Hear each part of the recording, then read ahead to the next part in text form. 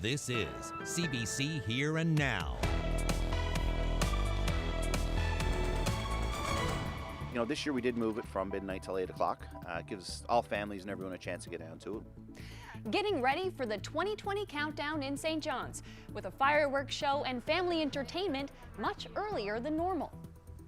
No one wants to start the new year off with a tragedy or bad news or anything like that, so I figured someone needs to offer. No cabs for New Year's in Happy Valley Goose Bay after a dispute between the only taxi company and the town. So one man is offering up his car to help. Good evening and welcome to Here and Now. I'm Katie Breen. We're just 6 hours away from midnight, and as we prepare to ring in the new year, the start of a new decade, many tonight will worry about the pets left at home. While it's unlikely it'll change how they feel about the fireworks, there are several ways to make the celebration less stressful for your four-legged friend. Here and Now, Stephen Miller has more. This is Batman, but this New Year's Eve, he won't be fighting crime. He'll be following the advice of Heather Hillier, veterinarian for the City of St. John's Humane Services. As you can see, he's committed to tuckering himself out before the loud and colorful displays, which will help him remain calm during festivities. And Hillier says there's more you can do. We definitely want to set up an area of the home that's comfy for them, probably insulated a little bit from sound and light. So maybe an area in the center of the home, somewhere where they're comfortable, and set up with some good toys. Some busy toys are great. Hillier says while preparation is key, you have to be careful not to contribute to your animal's anxiety. Too much comforting and you might inadvertently convince them there's reason to be scared. Whatever you do, Hillier says, don't bring your pet to the fireworks display. Even the most well-adjusted animal will struggle with the lights and sounds. And not showing that it's an anxious time will really help them understand that it's not a big deal. If we're anxious and scared, then they're like, okay, this is a really big deal. I need to be anxious and scared as well. Now that the pets are taken care of, what about you and the family? The City of St. John's is trying something new this year, with the fireworks going off at 8 p.m. here at Kitty Vitty Lake, not midnight. Encourage everyone to come down to Kitty Vitty Lake, Carnell Drive is where the celebration is going to be. We've got a live DJ there. We're going to have some party favorites. And so from 5 to 7 we'll have that, from 7 to 8 we'll have that celebration. And then at 8 o'clock we've got the New Year's Eve fireworks that take place down here at Kitty Vitty. So we're excited to set those off at 8 o'clock. There will be road closures in the Kitty Vitty area. Councillor Jamie Korab encourages partygoers to ride share. If you drink, don't drive. And of course have a safe and happy New Year and look forward to a very happy 2020 here in the City of St. John's.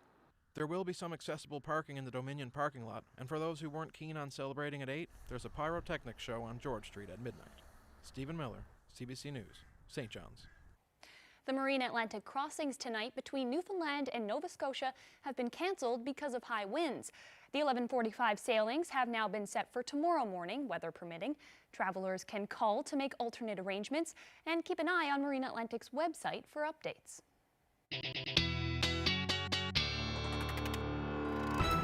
Yeah, and that weather that is moving in will likely hold off until just after midnight for parts of the southwest. However, those windy conditions will continue tonight. -1 for Port aux Basques. Temperatures as you head out for New Year's Eve celebration sitting in the minus double digits for parts of central under partly to mostly cloudy skies for the island, but we are looking at some light winds. So certainly a lovely evening on tap. Lab City, you're looking at some flurries, otherwise quiet for the rest of the big land. Now, the next weather maker, as we were just talking about, is this low pressure system. That's going to head our way as we head through the overnight tonight. Things will get deteriorate quite quickly through the overnight for parts of central. I'll tell you how much snow is on the way when I come back.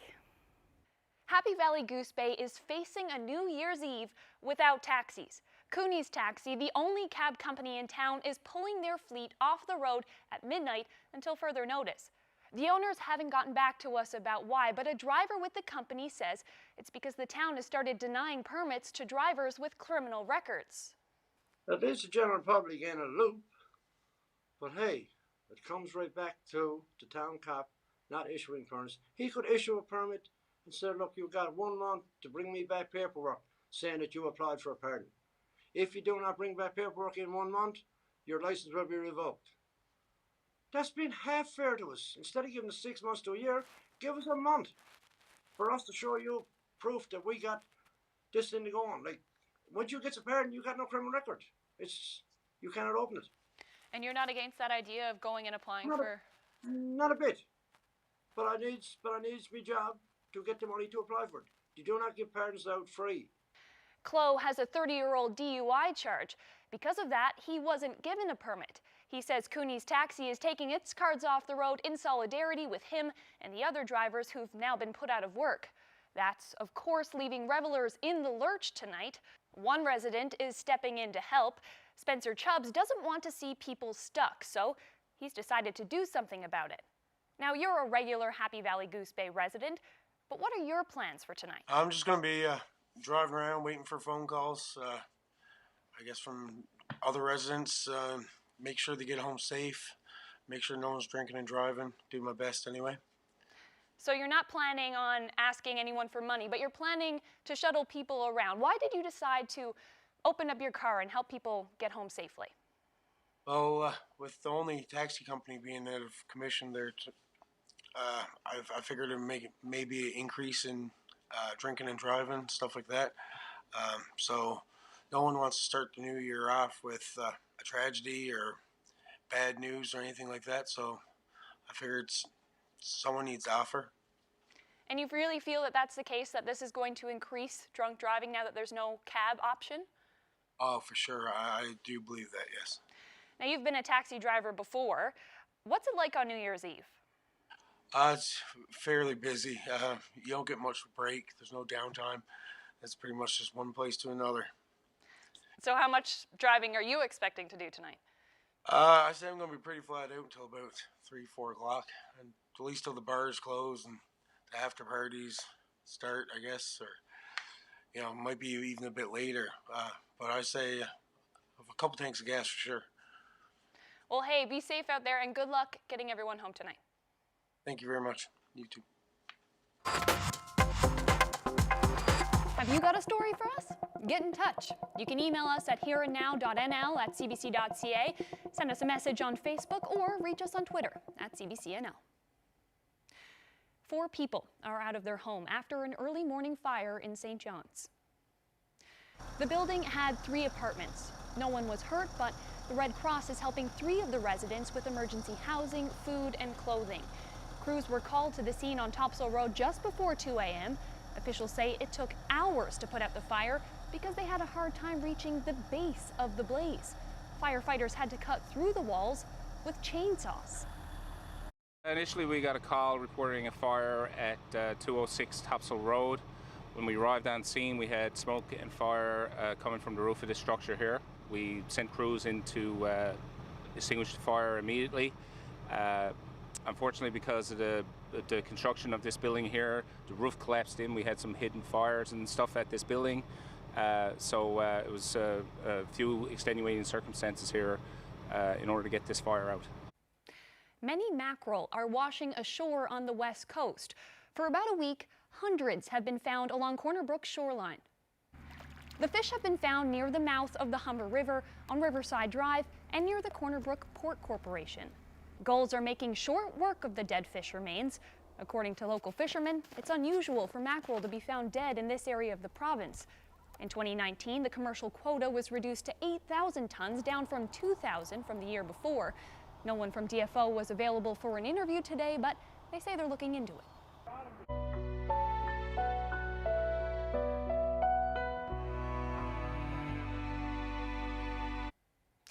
Throughout the month of December, we've been bringing you stories on the resettlement of Little Bay Islands.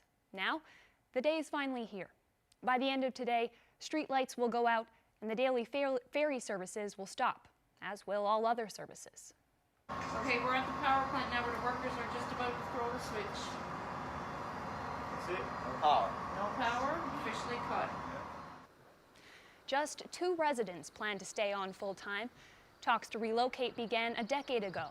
Back in February, the town's permanent residents voted to accept money from the province in exchange for the community being shut down. Only 1 couple is staying. They plan to live off the grid. Many of the people who've been packing up and moving over the last few weeks plan to return for the summer months.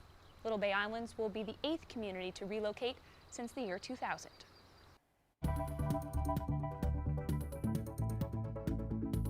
What's the doctor gonna do?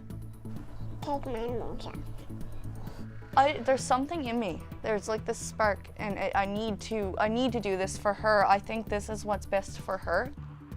This young family is heading to Edmonton in the new year, leaving Marystown for medical care. Their story just ahead.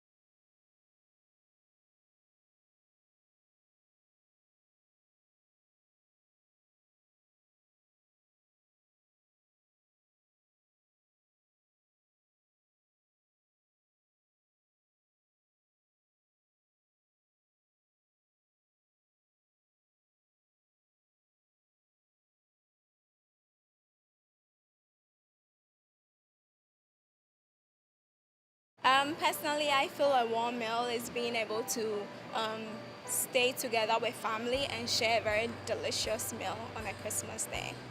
Yeah. The food bank does a really important job, especially in the holidays, to have everybody enjoy that Christmas spirit. A warm meal means comfort. A warm meal means a full belly. Yeah, a warm meal for me sounds like family and sounds like good times. To me, it means community. A warm meal means a kitchen stocked with ingredients to make it. Means a lot to me that I have the capacity to have a nice warm meal. A warm meal can warm more than one heart.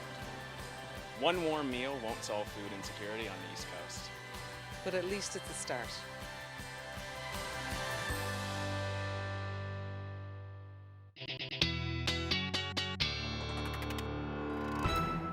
Well, welcome back to this New Year's Eve edition of Here and Now. A big night tonight, no doubt, for some revelers. Mm-hmm. What can they expect? Yeah, we had a pretty nice afternoon too, so that's gonna roll in. Pretty quiet weather through the afternoon. Let's take a look at where we sat as our daytime highs hovering around the 0 degree mark for St. John's, into the minus double digits for the rest of the island, and then still hanging on to those minus teens up through Labrador. But not a whole lot happening on the satellite and radar. We are seeing some cloud cover push in, and again, that's ahead of our next weather maker that's set to move in as we head through the day tomorrow, at least the overnight tonight, and then into the day tomorrow. So there is a special weather statement in effect for the island. That wreck house wind warning right now, 110 to 120 kilometer per hour winds are expected as we head into the overnight and then the first half of tomorrow, hence why those crossings are canceled. So here's a look at where we're going to be sitting tonight. Likely just going to see some increasing cloud. All of that snow should stay off for midnight, and then after that, that's when we'll start to see things move in, especially for the southwest coast. Up through Lab City, you're looking at that potential for some flurries. But again, that's when those winds are really going to ramp up. And then anywhere really along the south coast and parts of eastern Newfoundland is when we're going to see things change over to rain. So here's where we'll be sitting overnight tonight. The warmest will be along the east, so -3 for St. John's, -8 for Corner Brook, as we start to see those winds ramp up. Still going to stay light though for the east. And then winds will ease up through Labrador as well, -12 as the overnight low for you. Happy Valley Goose Bay looking at -17 tonight. So here's a look at the future tracker for tomorrow. Snow heavy at times for parts of central along the south coast and eastern Newfoundland. Likely going to see a changeover into ice pellets or through ice pellets, and then rain by the time mid-afternoon rolls around tomorrow.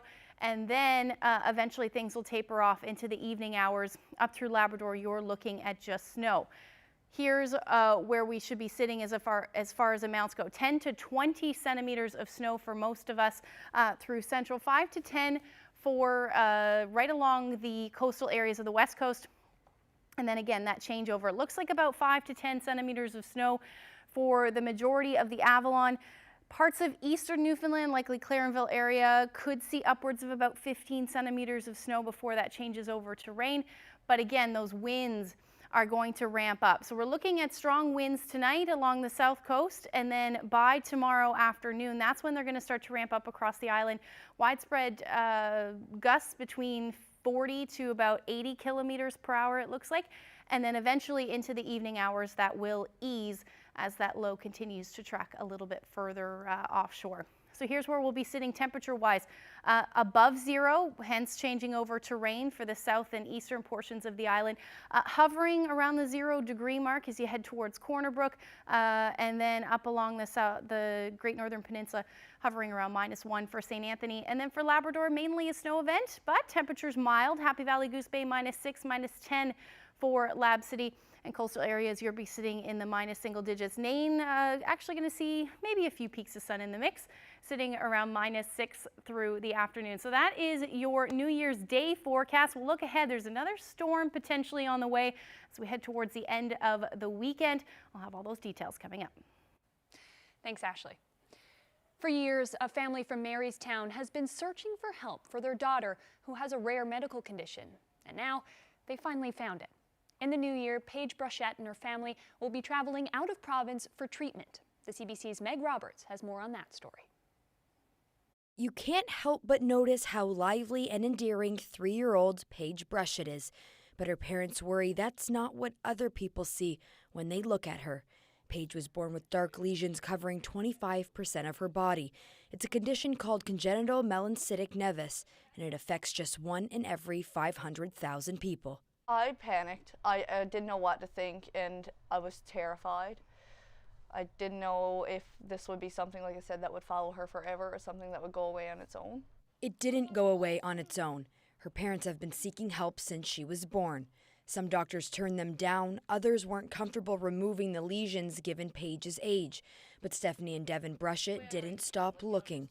Now a Chicago doctor will treat Paige in the new year. There's something in me. There's like this spark, and I need to do this for her. I think this is what's best for her. Other people do it, and seeing that after my failures, there are still people who can do it, I know that there is a way for me to get this done. Brushett says the surgery will cost $40,000, not a dollar figure they can pay on their own, so they started to fundraise. But they feel it's what's best for their daughter, who is at a greater risk of developing skin cancer and possible neurological issues due to the condition. They also fear other kids will not be so kind. One of our big fears that we also have is the emotional component, the psychological impact that this is going to have on her. I mean, we don't want her to get bullied if we can help it. We want to be able to do what's best for her, but we still tell her every day that she's beautiful and we want her to stand up for herself no matter what. In the new year, the Brushetts will move from Marystown to Edmonton to receive what they hope will be the best health care for their daughter. Meg Roberts, CBC News, St. John's. At the stroke of midnight, an old Robert Burns poem put to music will play worldwide. Most people know the tune to Old Lang Syne, but what about the words? Back in 2011, our Germain set out to learn the song and teach some others as well. Hey Daniel, Dustin, New Year's is coming up. Do you guys know Old Lang Syne? I don't think so, no. Do you think we can learn it? Yes. Yeah, I think we can. Learning the words to the famous song takes time, but thanks to the magic of TV, 2 hours takes seconds. Well, fellas, I think we got it. I think we learned it. Now, does anybody else know the words? And what do the lyrics look like to you? They look like words spelled backwards, basically over and over again. Thought I did until I read the actual words. Know the tune and know when to break into the chorus for Old Lang Syne and swing the arm and hoist your beer. And I don't even know if I've been around where people sing the rest of the lyrics. They're just singing the chorus. And then after that, everybody kisses. A little practice, and off we go. We two hey run about the place and put the gowans fine, but we've wandered money away.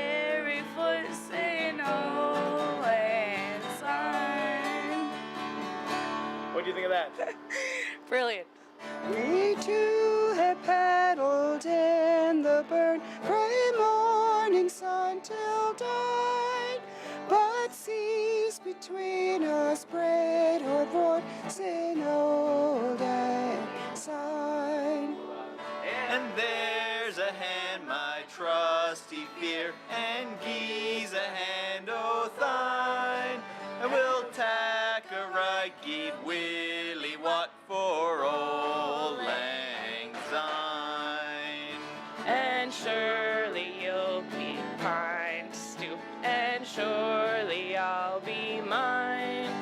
We'll tack a cup of kindness yet for Old Lang Syne. It wasn't easy for any of us, but now we all know a little bit more for Saturday night. Jeremy Eaton, CBC News, Corner Brook.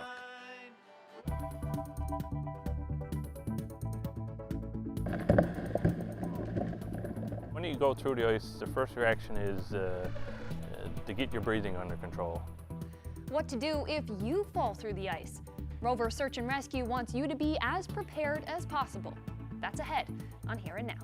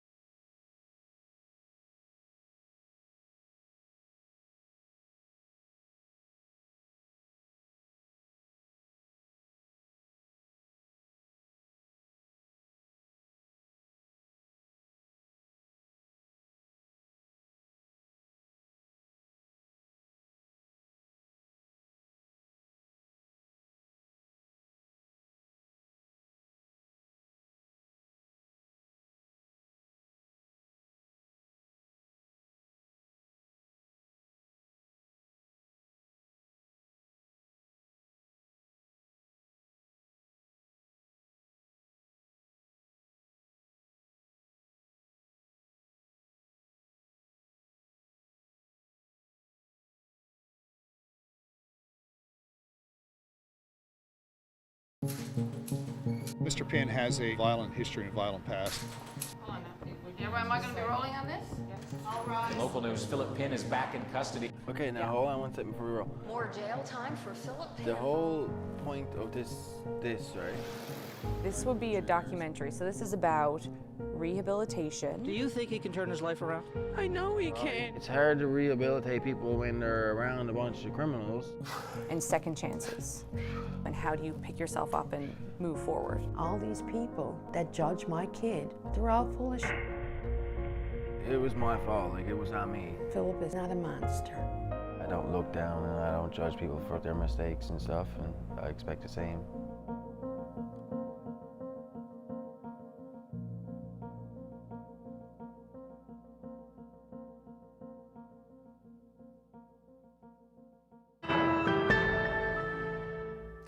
Welcome back.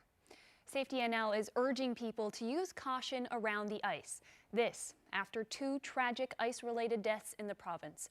Last week, a 10-year-old boy drowned in a small body of water in Clarenville when a side-by-side went through the ice.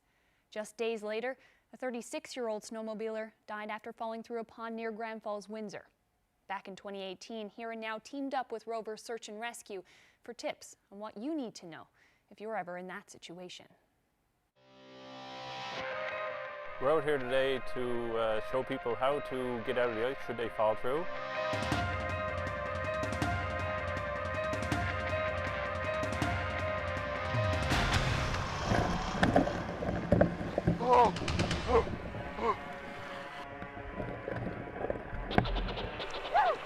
When you go through the ice, the first reaction is to get your breathing under control.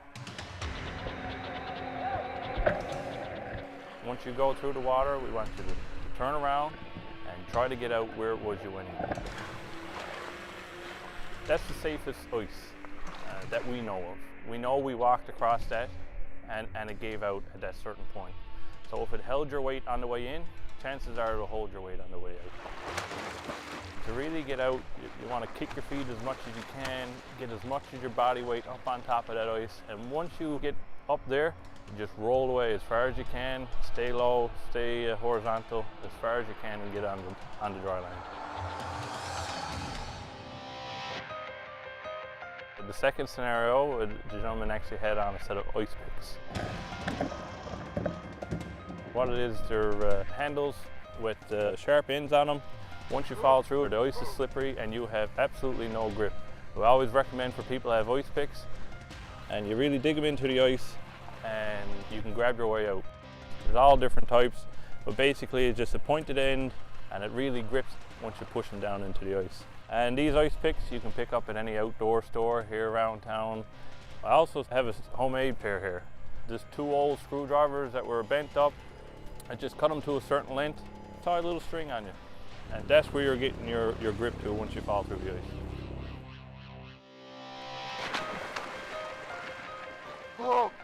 In the third scenario, we had a friend that was nearby. Help! He just grabbed an old dead tree that was laying down on the ground. He ran out so far, he got down on his belly, he spread his weight horizontal, got out as close as he could, we thought it was safe till he could reach him with the stick, and he gave him that as a grabbing device so that the person in the water can grab themselves out. And you can also help too, because you can pull them out. As long as they can get their hands on it, your buddy can pull you out.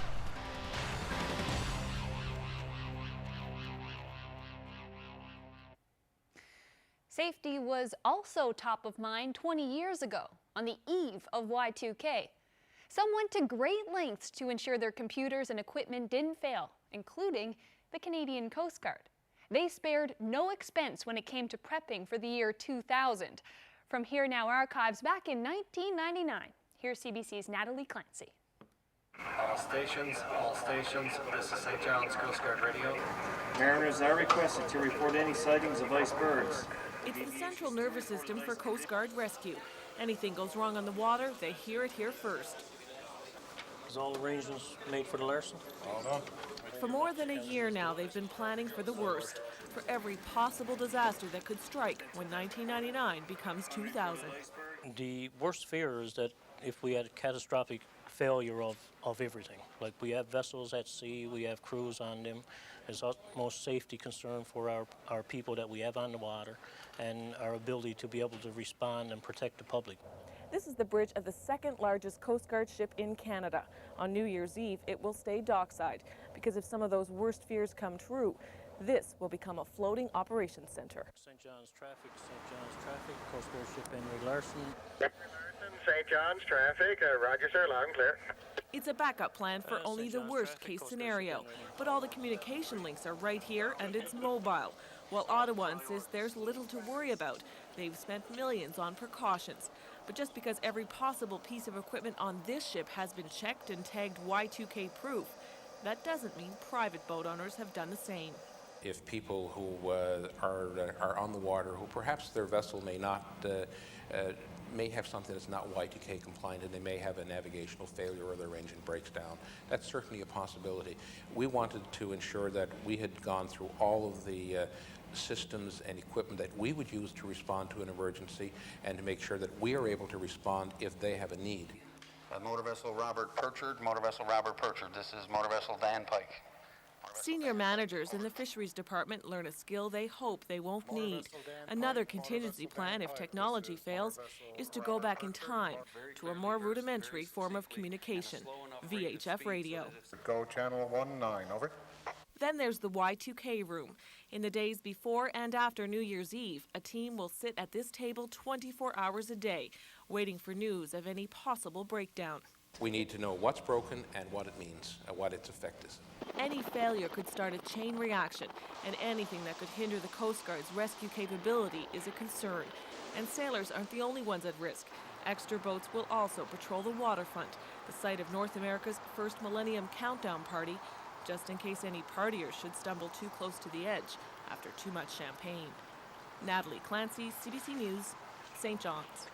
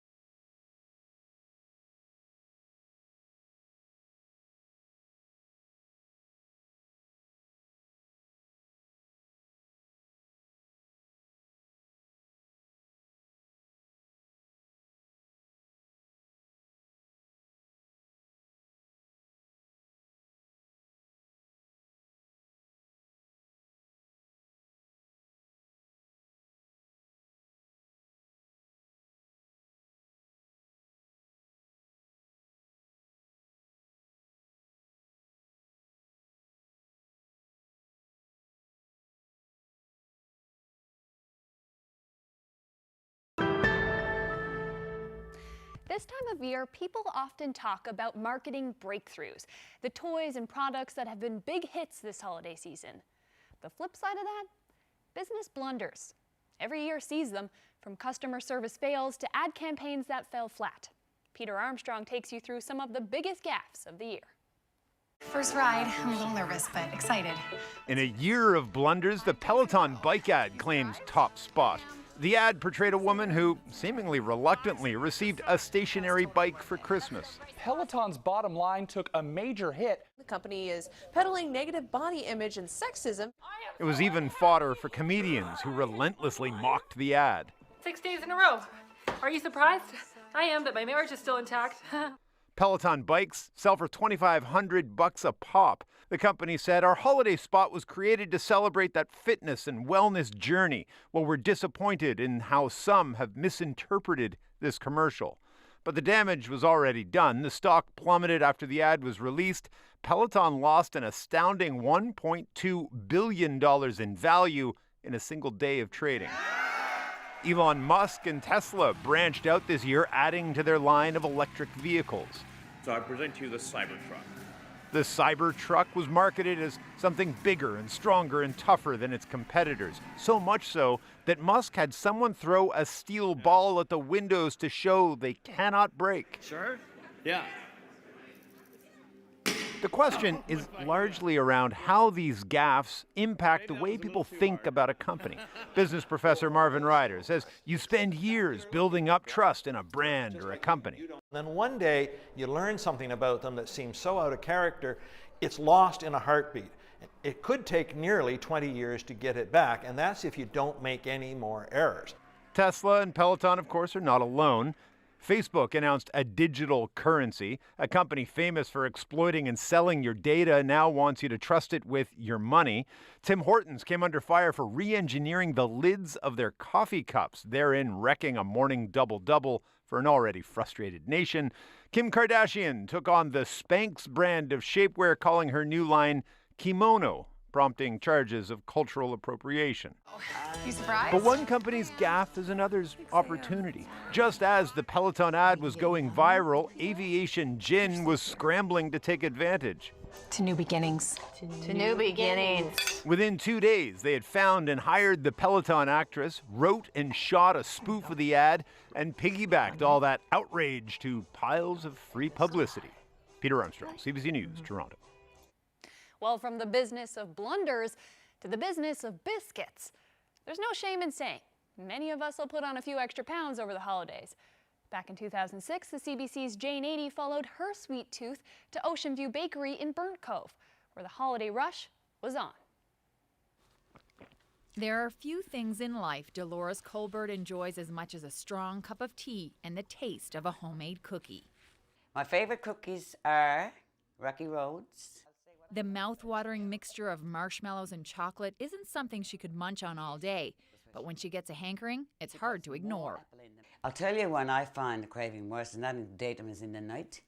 While you're watching television, gee, I wish I had something to go with my cup of tea. And luckily for Dolores Colbert, when a sweet craving strikes her, she doesn't have far to go.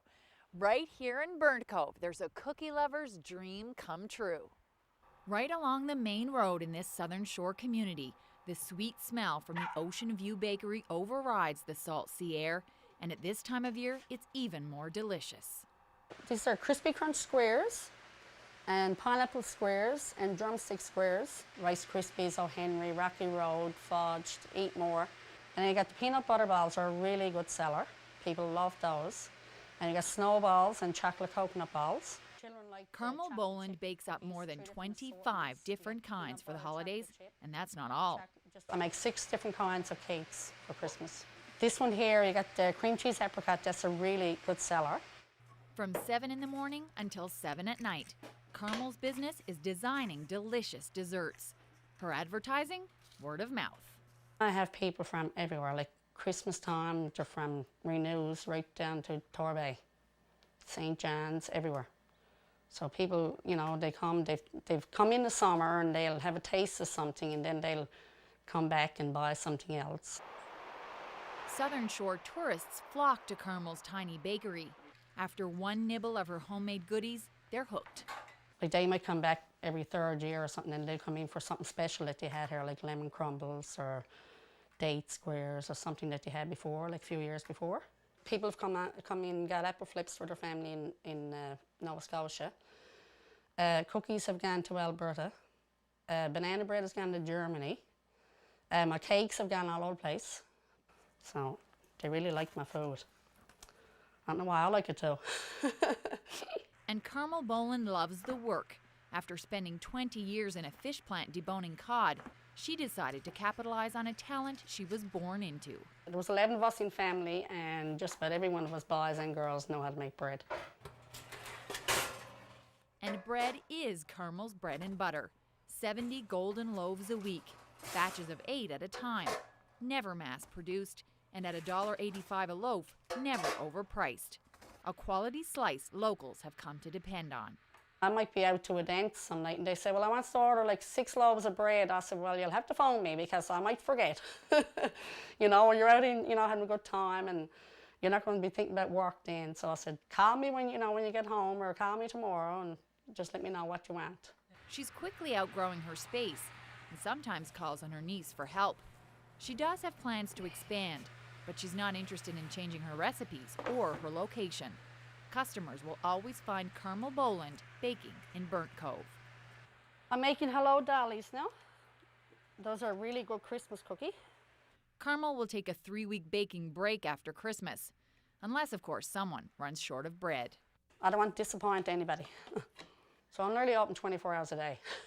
You're baker on call. Baker on call, yeah.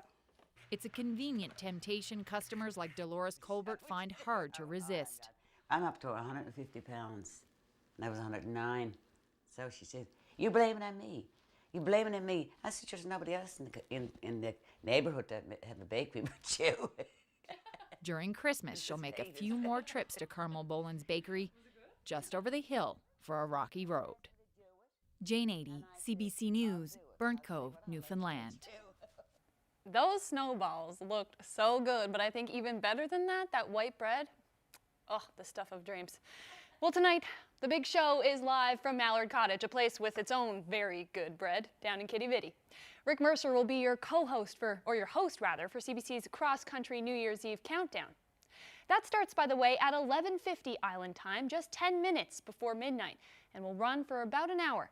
You can catch that show live on CBC television or on the CBC Gem. Musical guests Tom Power and the Dardanelles will be performing, so will Alan Doyle. Now, 20 years ago, leading up to Y2K, Doyle and his group, Great Big Sea, were gearing up for another big show on the St. John's waterfront for an estimated audience of 2 billion people. CBC was there as they were getting ready. From Here Now's archives, here's Great Big Sea with CBC's Carolyn Dunn.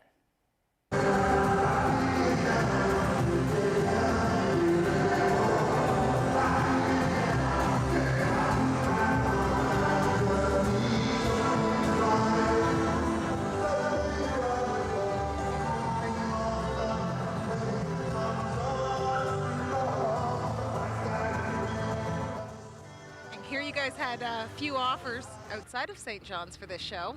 Yes, but that wasn't really a factor because when it came down to it, we were so happy to be playing in St. John's, Newfoundland. Of course, we'll be playing a half an hour ahead of the rest of the Maritimes and an hour and a half ahead of most of the rest of Canada, and 4.5 hours ahead of British Columbia. And the beauty of it all is we'll be here first and you'll be able to see us all on television. Right. And is playing home important to you? Well, it's probably the only place we would have played, as Sean points out. We didn't certainly tell the people who were bidding to get us to come down to America and stuff for New Year's Eve, but I mean, in all honesty, we probably wouldn't have gone anywhere else, and we all live within a stone's throw of where we're standing right now, so an easy commute. It is, yeah. Stroll down, play a few songs, stroll home. It's gonna be fun. This has been a real banner year. Does this huge celebration, probably the biggest in Canada, top it off for you? It's been our biggest year as a band. Our records have been selling faster, and there's been our tour in Canada, which we just finished, some 40-odd dates. Was up, like all markets were up, people were out. So it's been a Great Big Sea's biggest year as far as fans and It's been our attendance. biggest millennium too, you know, so we're kind of sad to see the millennium come to an end because it's been our best millennium so far. Are you suggesting that it's all downhill from here, maybe? I don't know. This is a pretty big deal, an audience of over 2 billion, more than the Olympics even is what they're projecting. Case of the nerves at all? Really? No one told me that. The Olympics? Oh, we should have worked out. We should have definitely worked out. No, it's... too much turkey. I don't know, we get more nervous when we're playing for a tiny crowd than we do for a big crowd, so... Why's that? I don't know, I guess you can see everybody personally, and you can see, like, individual people's faces scouring if you make a bad note or something like that, so... But I get nervous every show, so it's nothing different for me to get nervous, so no big deal. There's definitely pressure on. When we play for our hometown crowd, it's something we probably do once a year, in this case twice a year, and that's always a little extra I guess pressure in the sense that you don't want your mom to see you make a mistake or anything. And Mom's going to be here, as is my dad and your parents. Actually, there was no pressure at all until you mentioned that thing about the Olympics. No. Jesus! Now we've got a lot to worry about. Boys! A lot. Hey, get us out of here! Word up in the house! Get us out of here! Happy New Year! A big wave to all the people going out to sea. Big fans. So how important is this actually with that kind of audience to your career, aside from, this being an exciting thing for you to do? It could be as something as cool as just a really cool night on the waterfront to play in front of our hometown crowd and to give them a free show. Or it could be as significant as, the big break we've been waiting for in America or in Germany or in Denmark or in the UK or whatever. But we've learned over the last 4 or 5 years touring around that really every night's like that, and it doesn't really matter if you're playing in front of 1 million people or you're playing in front of 10. One of those 10 might be the main radio programmer for Manhattan Island. And they decided, so you just don't know. And there's never a night you can take off, and there's never a night that you can't go mad and just really put everything into it. So that's what we're going to do. The larger part of this really is that it gets to showcase, I guess, to many people who don't know about Newfoundland, especially around the world, as far reaches the globe. That here we are, we're in St. John's, we have our own time zone, and we have these big parties. And I think that in this beautiful area, look at our background here for the shows, is the harbor in Signal Hill. It's one of the most beautiful cities in the world, and hopefully that this show will showcase that more so than the band, I would think, I hope. Okay, well, we'll all be watching, me and 2 billion others. Right on. So good luck to you and have a great show. Thanks, Carolyn. Cheers. See ya.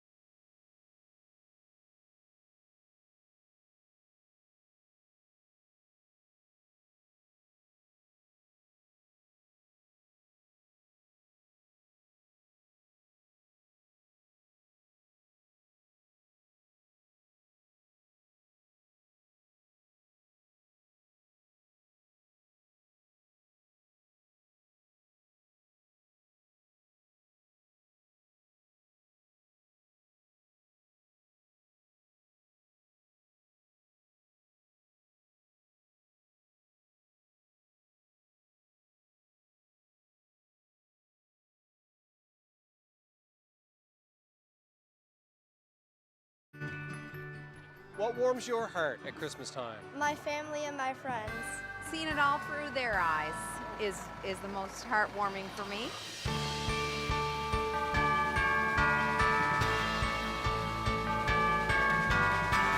Christmas includes everybody, and that's what's important. It's just, everybody feels the warmth of the season. What'd you say? Thank you. You're welcome. Merry Christmas.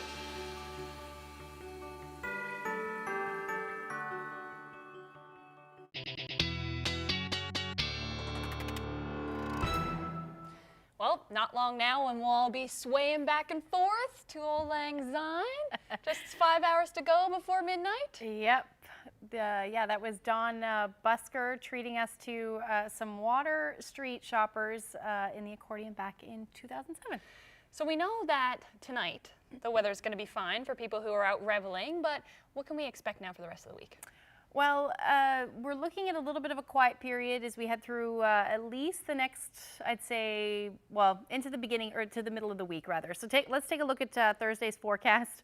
We've got, you know, some potential to hang around the freezing mark or just above for parts of the eastern areas of the island. So we could see some either rain or snow, or at least some showers through the overnight into the beginning of Thursday. And then in behind that, we get back into that onshore flow for parts of Labrador and then again along the coastal areas of the west coast. So we're going to see snow mainly through the day. Things should taper off as we head into Friday morning, but we're going to continue to see some wind and some snow up through Labrador and then the same along the coast. So here's where we'll be sitting temperature-wise, hovering around the 0 degree mark for Corner Brook, -2 for Port aux Basques. There's that onshore flow I was talking about. Up through St. Anthony, sunshine it looks like in -2. And then coastal areas of Labrador, look at temperatures up to about 0 degrees for Nain, -2 for Happy Valley Goose Bay. Still going to continue to hang on to those minus double digits for Lab City, sitting around -10 and generally looking at some cloudy skies through the day. Now, looking ahead into Friday, it does look like we'll see a little bit of a break for parts of eastern Newfoundland, maybe the chance of a few flurries. It will stay gray, though, into the afternoon. And then we've got the coastal areas of Labrador, again, going to continue to hang on to that potential for some snow. And that's thanks to a low offshore bringing that snow for you. And then the next system moves in just in time for the weekend. So certainly overnight Saturday into Sunday morning. This one, again, not really well agreed upon. We could see temperatures well above 0 for parts of eastern Newfoundland. Depending on how far north this system tracks, will tell us where that heavy snow will be and what will change over to rain. But that's what we're seeing right now. And as that moves again back into that cooler air, and it does look like everything should change back over to snow. So here's where we'll be sitting over the next couple of days, hovering just above 0 into Thursday, Friday, dipping into Saturday as well, and then jumping back up again, mid-single digits it looks like right now, with a transition from snow to rain and then back to snow through the day on Sunday. Now for central Newfoundland, we're looking at cloudy skies into Friday. Saturday, the potential for some flurries, again -2. And then I have that temperature sitting around 1 degree right now. But again, it really depends on how far north that system tracks. For western Newfoundland, should stay on the snowy side right into Sunday. And then up through Labrador, we're looking at temperatures into the -single digits, as much as -1 for Friday. Saturday dips right back down with that potential for some flurry, sunshine. And then western Labrador quiet into Friday, Saturday, a return of that flurry activity. And then same thing for Sunday with temperatures dipping into the -20s.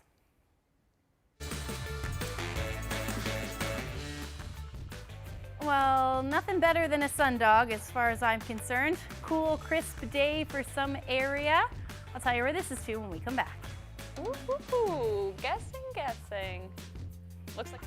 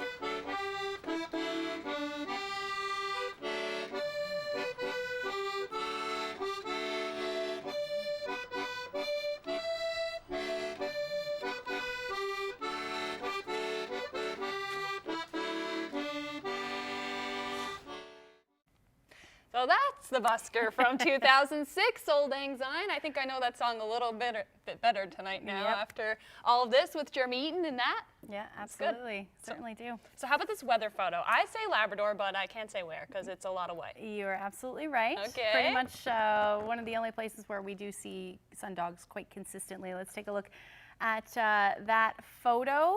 There it is. Is that a sundog? The three? It is. That's a sundog. I didn't even know that was a term. Yeah. A sundog. Okay, cool. That's what it is. So it's the way that the sun reflects the ice crystals in the atmosphere. That was taken in Churchill Falls. Very cool. Just a lovely shot there. Melanie sent us that great shot. Sundogs, that was back on Boxing Day. Beautiful, beautiful. Yeah. Well, throughout the show, we've been giving you little blasts from the past. So let's leave you with another. Yeah, from 2005, here's a song from Corner Brook's G.C. Rowe Junior High School Choir, the Go in Peace in Love. Fitting. Happy New Year, everyone. Stay safe. If you're drinking or anything else, leave the car keys at home. Don't drive impaired. We'll see you back here on Thursday. Happy New Year.